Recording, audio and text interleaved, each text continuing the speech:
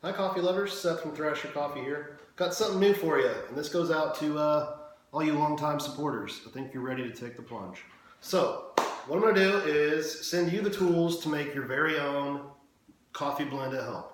I'm going to send you 4 coffees that are easy to work with, and you'll be doing stuff just like I do here.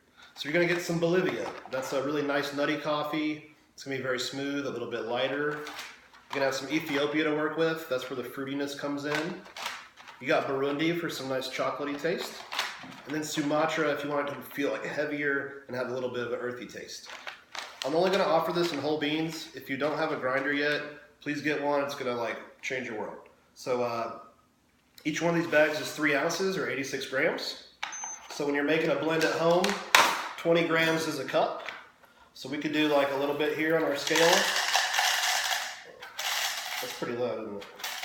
So if you don't have a food scale, grab one on Amazon. It'll be the best 15 bucks you ever spent. Coffees weigh different weights. So just like that, that's 20 grams. And there is a 3 parts Burundi, 1 part Sumatra coffee.